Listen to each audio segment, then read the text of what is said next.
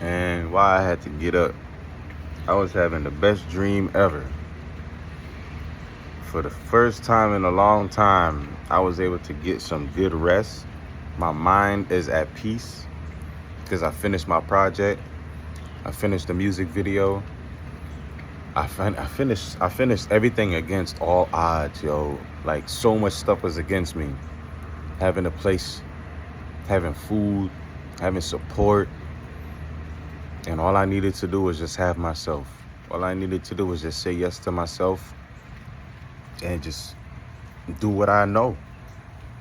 Don't do what I don't know. Don't do what I've been doing. Don't do what everybody else is doing, right? Everybody else is trying to make the perfect music video. Everybody else is trying to make the perfect song to get rich. Everybody else is trying to make the best song better than the other guy. I'm just trying to make better music than I did 6 years ago. I'm just trying to, I did that because I love music, and I saw that it was so long since I released my last project. My first album is my first project. This is my second project, right? Both projects, you know, my father is the only person that's supporting me, right? Outside of the spirits and God and the universe. So whenever I talk about me doing it by myself, I'm talking about me and my father as a unit. Like, him being the only financial, you know, on my music and everything else, him being the only financial supporter. I know that's a very vulnerable piece of information to put out there because it's a lot of people that, you know, is negatively attacking and negatively enforcing my progression with negative words, evil eye, spell work. And even though my father don't believe that other people have power, he's the one that taught me that the devil has power, even if you don't think the devil has power. So now I'm not worried about the devil's power. I'm worried about reality. Like, just because the devil can't get to you don't mean that the weapons won't form, right? And a lot of people aren't mentally strong, but my father is very mentally strong. My mental strength comes from my father. So, and him, the way that he raised me, it wasn't him teaching me how to be mentally strong. No, I was forced to be mentally strong because he was forced to be mentally strong. You know, I come from a line of mentally strong men. That's why we're able to go through trials and tribulations and come out of that shit unscathed, just looking like refined brass, like a fucking golden trophy that's been in the fire too long. So the bronze one come out a little early, the silver one come out a little bit later, but the gold one take the longest to come out. So that's why I look the darkest. Or that's why I look the shiniest.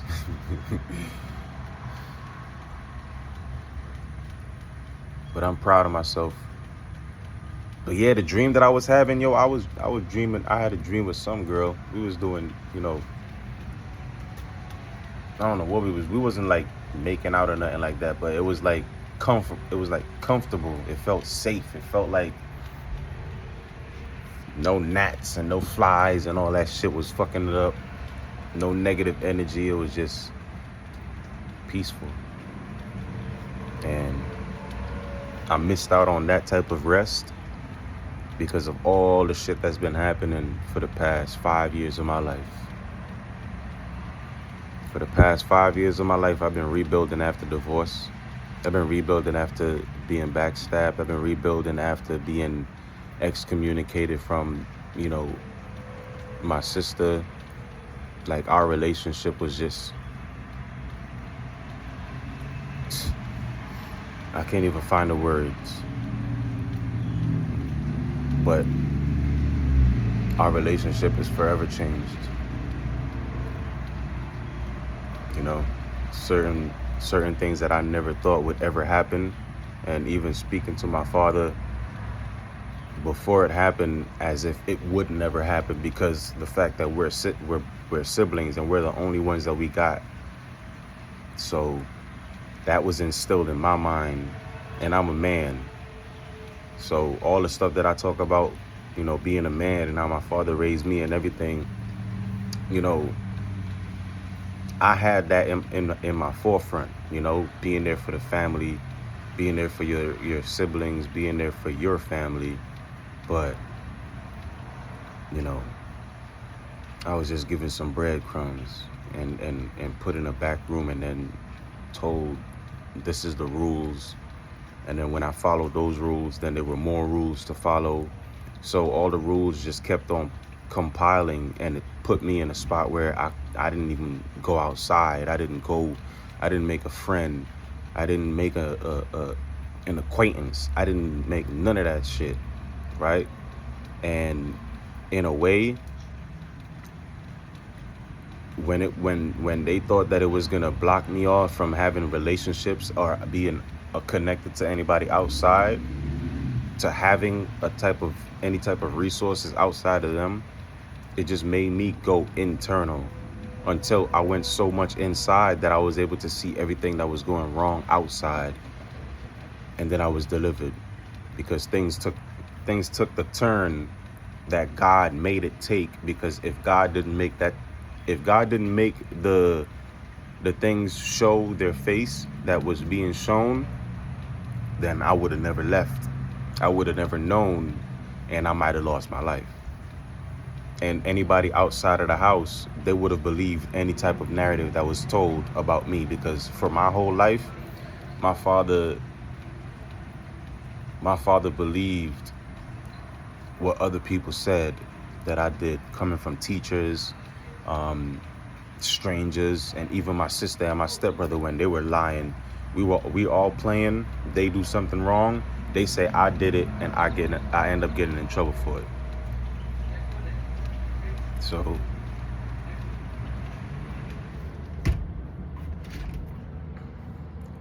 anyway, you just don't know what's on the other side of the door when you walking out, talk about. And that's the song I got up singing, Say Goodbye by Chris Brown. I don't know why I got up saying that song. Maybe the dream, it was so good that when I got up, my soul wanted to continue to dream, so the song popped in my head. Now you gotta say goodbye to a good dream. But y'all know what I've been saying about dreams. They're not things that never happen or imaginative things. They're things that either already happened that you're healing from, or it's going to happen and you're getting insight, so that turns into a deja vu later. And that's how it works. That's what deja vu is. It works hand in hand with your dreams. That's why I tell people, live your dreams and don't chase it, because if you keep chasing your dreams, you'll be living a nightmare.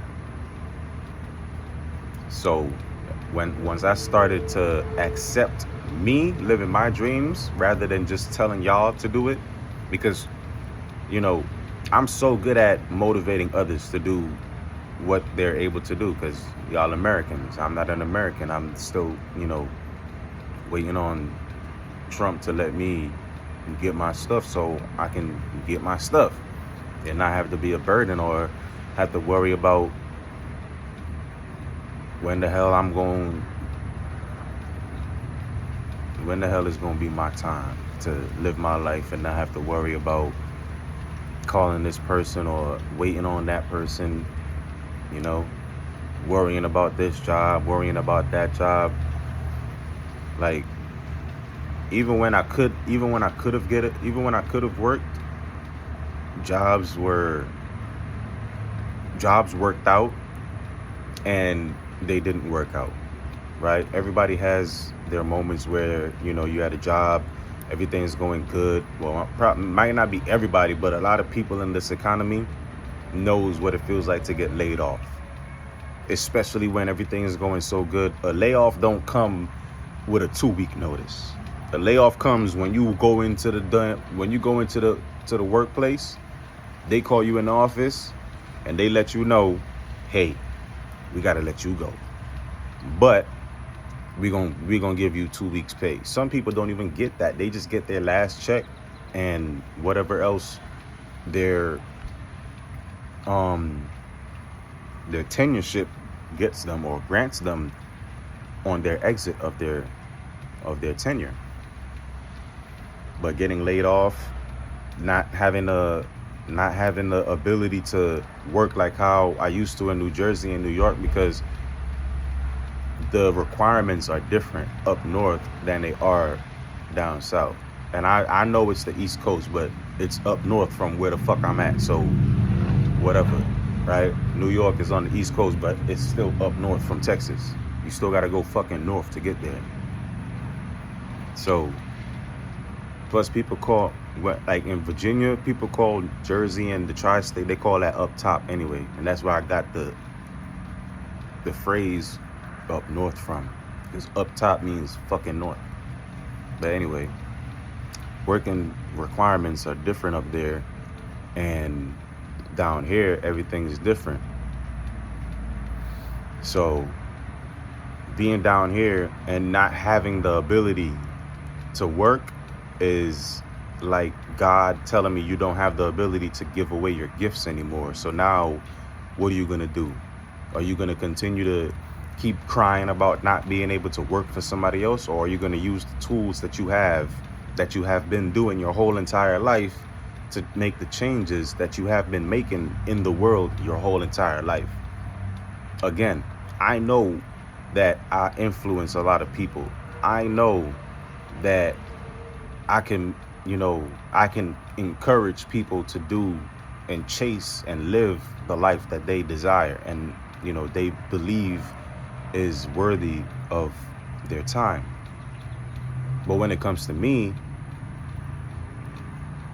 that time only comes when I felt like my back is against the wall, or I felt like in survival mode, and then I made shit happen. But not being in survival mode and making shit happen, it's like a different kind of beast, because you're not really fighting any enemy or any adversary that you could see. Everything is all spiritual. But I've been spiritual.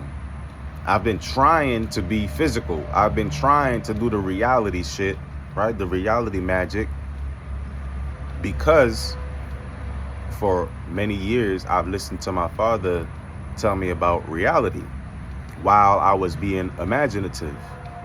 So me saying this right now is helping me to understand all the shit that made this possible.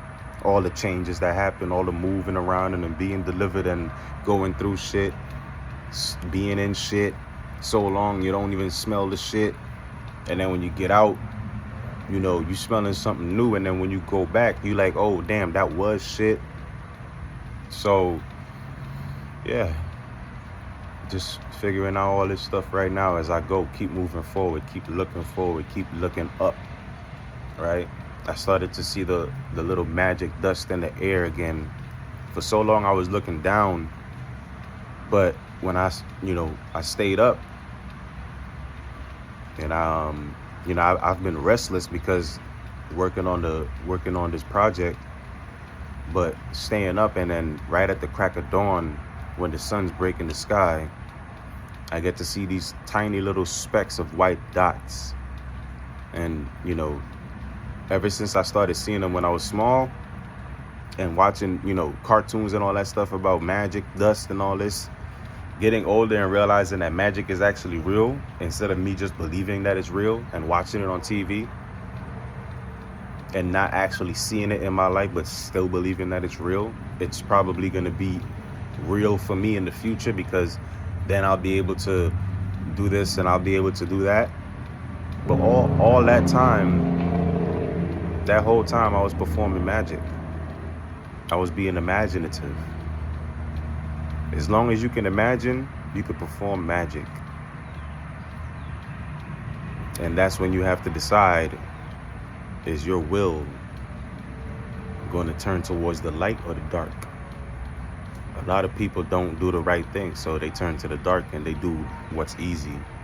They do what's popular. They don't do, you know, they're not champions, so they're going to wait for somebody else to win, and then they're going to copy their wins and mimic it into their own. But I got a creative mind. That's why I can't stop and see all the progress that I've made. I only stumble upon it while I'm moving forward. And I'm like, damn, I'm not Jay-Z, I'm not T.I., and I'm not Young Boy and all these popular people that people look up to in the mainstream. But me looking at them, it made me not look at myself and not look at the things that I was able to do, and the celebrities that I was even able to influence, knowing that celebrities, sometimes take influence from civilians. They take influence from the people in the neighborhoods, not the people that's on mainstream, because the people that's on mainstream, I told y'all, they have think tanks, and those think tanks are on the internet looking at the most popular, the most trendy content, and they're making the world change off of what we're doing.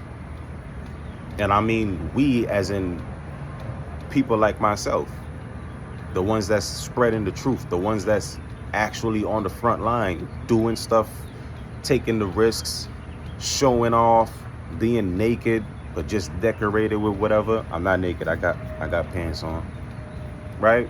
So when we do it, like the Indian, like the cowboy that had to go over the hill and get shot up by all the Indians to come back over the hill and be like, yo, it's a lot of them niggas over there, right? I'm just quoting Jay-Z. Well, I know we're the Indians, but when them niggas had to come over the hill to see how many of us was over there, they had to send somebody, right? And since they like to flip the roles, I like to flip the roles too with Tricknology. That's why I'm dropping my EP on July 4th. This is the reclamation of our independence. And ironically, I didn't even think about this, right? I wrote it all down, right? But I was so focused on the work. I always wanted to be rich when I was younger because we were poor, but I didn't want money. I wanted to be able to eat, have things, have toys, and not be poor, right? I didn't care about worldly things because my father was always teaching me about not caring about worldly things and taking care of my stuff so I can get more. So I never thought about being spoiled or anything like that. And like I told you, I was spoiled and disciplined, getting my ass whooped, especially for things that I didn't do, because I was such a granny's boy that it was easy for people to take my charismatic,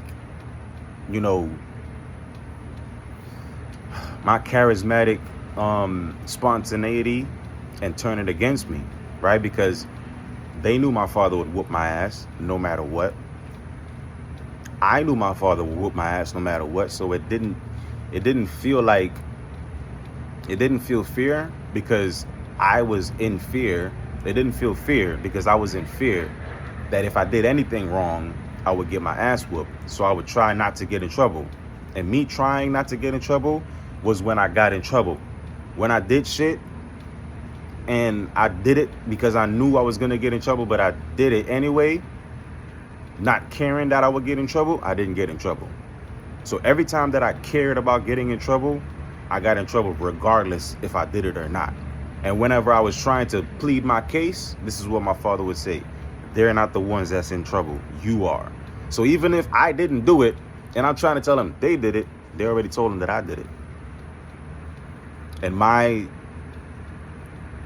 charismatic, free, childish, magical mind, I'm not thinking about other people plotting and lying. I'm a fucking child, right? I'm trying to play, right? I wasn't even thinking about being with no girl or nothing like that. I was under the age of fucking 10. Even though I already lost my virginity, none of us was thinking about that shit. I know I wasn't. I just wanted to play and have toys and have fun because I didn't have that shit. So, dropping 4 songs on July 4th, on year 1. of our independence. And this is our reclamation of our independence. I reclaim my independence, but Independence Day is on July 4th. Everything is already set. The pre-save is already set. It's in the link. It's the first link that you see when you tap my profile. So you don't got to go far. It's one click away. One click away, and the pre-save. And the pre-save is phase 1. Phase 2 coming soon. Then we're going to move to phase 3. Phase 4, we out the door. World tour.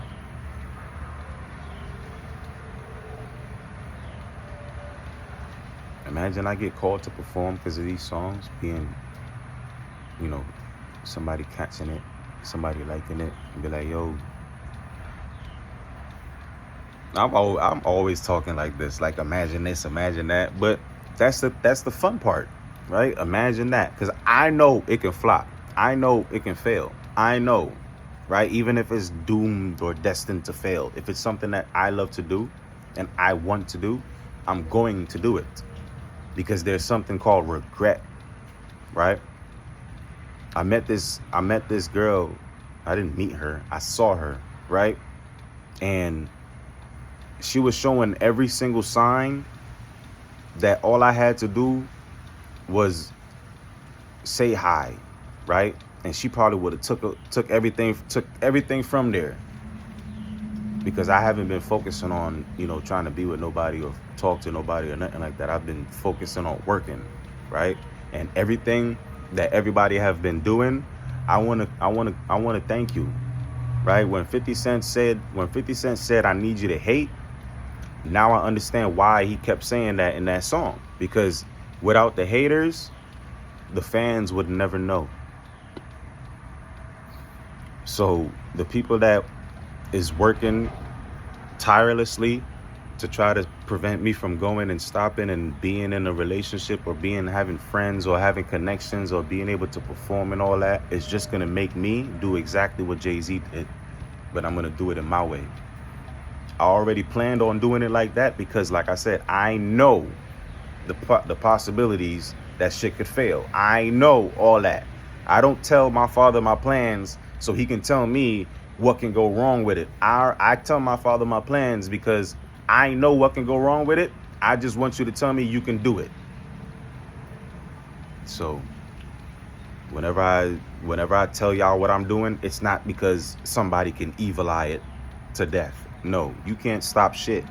You can't even stop the shit from coming out of your ass. How you gonna stop something that somebody else is doing? That's why I never argue or try to persuade somebody, you know, unless they absolutely don't know. When they come to me for the answers, I'm going to give them the answers.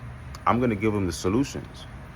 But I'm not going to take somebody that believes in what they believe in and tell them that's wrong and this is what you're supposed to believe in. Fuck no. Because if I do that, somebody is liable to do it to me. And I don't treat people the way I don't want to be treated. I treat people the way they want to be treated.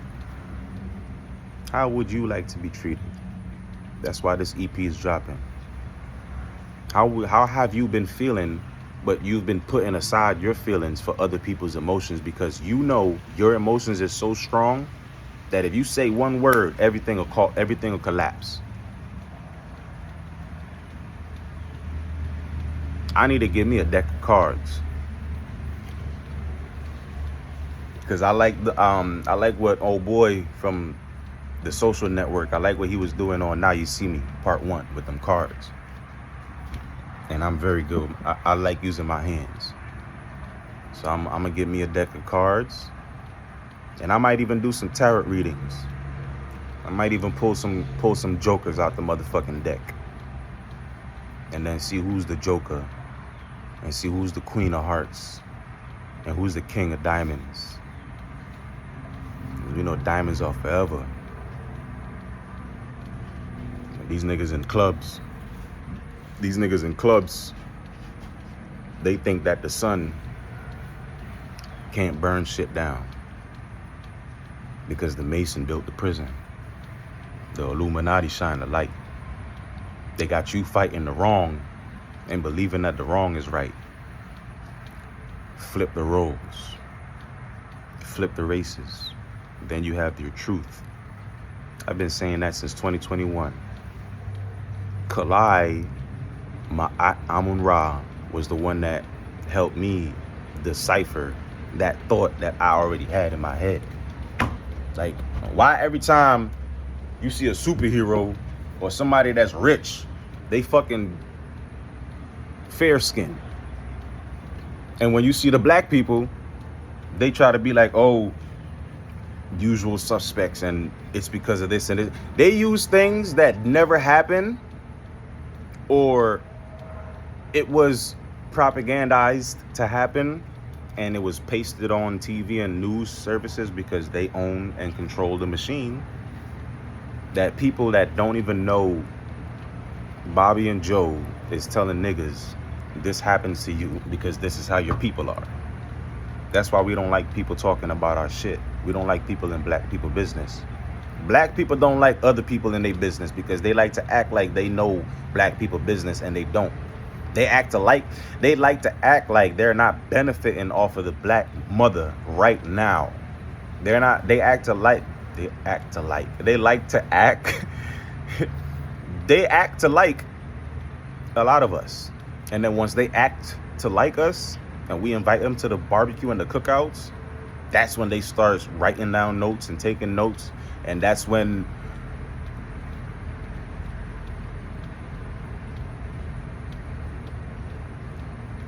Tulsa, Oklahoma happens.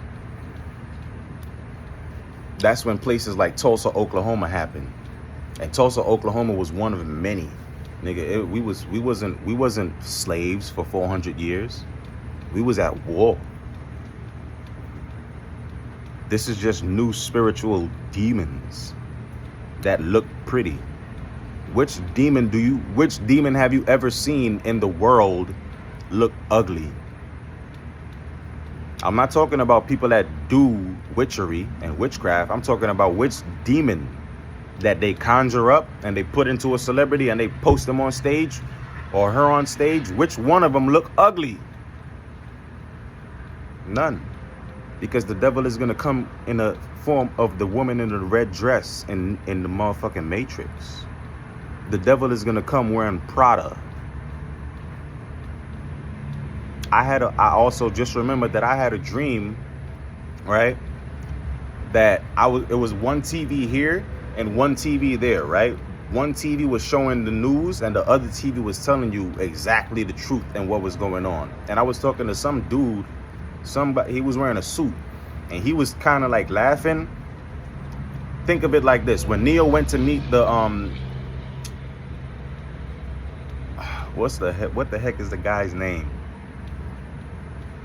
The architect, right? When Neo went to meet the architect, it felt like I was talking to the architect because it was one TV here showing you, but it was in joke form, but it was showing you exactly what is going on in the world. And then it was shit on the news telling you about the shit that's going on in the world, but they're telling you in a different form or some shit like that. I can't completely understand how the dream went, but one TV was showing the truth and they were using jokes, and the other one was using news and broadcasting, right?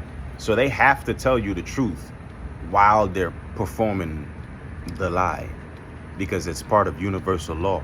Now I gotta start. I'm probably gonna watch a couple of Kalai old videos, because that shit really, when he was talking that UV dreadful shit, it got me into understanding why the hell I was watching CNN 24/7 before I moved to fucking Texas. Before I moved to Texas, before I moved to Texas, I started seeing Kalai's videos. I started seeing Rashad videos, and I started seeing Dane Calloway's videos. I don't know, it was just that time, right? And keep in mind, when I was just telling y'all all the jobs that I was having, I watched my father work hard my whole life. I seen my father leave for 6 months out of the year to come to America to work, to send shit back home for us, to come back home for us, and still we don't have enough, right? So I know how to work hard, right? So me not having a job was me wondering why the fuck God is punishing me and keeping me in this stagnant, stuck place. But it wasn't that, right? Because you see, when I got my little job at BK, I went and I got my shit. And the stuff that I got, Russ. If Russ didn't come out and say what he said, if Slim Thug didn't come out and say what he said, and keep in mind, when I was posting and I was making all the reels that I was making and risking my account, tagging a whole bunch of people in there, that was like knocking on the door, because I'm a salesman, right? I wasn't trying to sell anything. I was just trying to spread my influence. I was just trying to spread the things that I was saying so people can live their fucking life and chase their dream, right? And then I was thinking about, you know, the stuff they was talking about at the time, right? They was talking about how all the music is this and the music is that. And I started to think about what happened to the rappers that I grew up on, and how come they're not a part of this whole wave, and they're not a part of all the stuff that's going on now, because y'all just left us hanging. They started mumble rapping. They started talking crap about the older heads, and then the older heads, instead of moving with the times and getting on this motherfucking internet wave, they was talking crap about it, and then they just sat back. Y'all could have kept, y'all, any day, any old head, we all know the elders is gonna talk, right? So we can't stop y'all from talking. Y'all stop yourselves from talking, and then y'all abandon the whole culture of millennials that y'all raised. After 2012, music was barely being released because they were working on changing everything, because 2012 ended the Gregorian calendar. So the Earth calendar started spinning again. So they put out all this negative rap and pushed out all the OGs, the original, you know, the originals, and pushed out all this imitational crap, right? Like they took the meat away and then they gave you imitation meat and told you that was good. That was the, you know, you get the same level of proteins and the same level of this and the same level of that. But how the hell is this gonna give me that when this is the real shit and you just made that in the lab? So I was tagging not everybody, but I was tagging the people that I know that I can relate to, that are capable of being a positive influence and are capable of taking some of my ideas and doing something with it, because I couldn't do nothing with it at the time. And just, you know, losing 3 accounts, I probably got a bad reputation with Meta now. But that's okay. It's not going to stop me, right? It's not going to stop me. KFC didn't start till he was 65, right? Elon Musk didn't start till he was in his 50s, right? And Slim Thug is still in his 40s. So imagine he gets to 10 more years and he working with fucking Elon Musk, and he a billionaire. Now he could open up different doors for all the other children in the neighborhood, right? He already built a bunch of houses for people for free. So it ain't nothing to him to give back to the community. So that's why he was one of the artists that I was tagging heavily. Plus I'm in Texas. So it's only right that since I'm in Texas, I pay homage to the people in Texas, especially to the artists that raised Brooklyn niggas. Because we was in Brooklyn listening to UGK. We was in Brooklyn listening to Chunk Up the Deuce, right? We was in Brooklyn listening to tip of my tongue, just had a brain fart, right? We was in Brooklyn listening to the Boss Hog, buying fake chains just to look at them, just to look like them, because they had the long ass chain on, right? We was going to the bodegas and getting the chains. We was going to the mall. We was going to shit, I forgot the name of the damn mall, but that shit is the mall all the way up Flatbush. I ain't been in New York in a long time, but it's still home to me. I ain't been to Jersey in a long time, but it's still home to me. I ain't been to Trinidad in a long time, but it's still home to me, right? Earth is my home, baby. This is where I'm stationed, right? These states and these cities is just one of my locations. And everywhere I go is UV Dreadful. Everywhere I go is spreading that love and spreading that light. Even if I'm sounding like I'm trying to get into a fight, it's that passion. It's that passion to uphold life. I'm coming from people like Bob Marley and Movado and Capleton, These people aren't no fake it. And this, you see Sizzler just burnt the plaque that he got with Khaled off the song he made, and then he going after Buju and he going after Vibes Cartel. Sizzler is he don't play them games. Real fucking generals. So I'm not in the music business to play and to make, to make a popular song so I can make a couple dollars. Granted, I would love to have a one-hit wonder, because it would give me the fuel that I need to make the next hit and turn that into another one-hit wonder, right? One hit at a time, one song at a time, one verse at a time, one hook at a time, one track at a time, one line at a time, one word at a time, one letter at a time, one step at a time. Keep fucking moving forward. July 4th, 4-song EP, Order of the Dragon. The Order of the Dragon, 4 words, 4 songs. July 4th, Reclamation of our independence. Lieutenant 7, all my evening stars. We ride when the sun sets.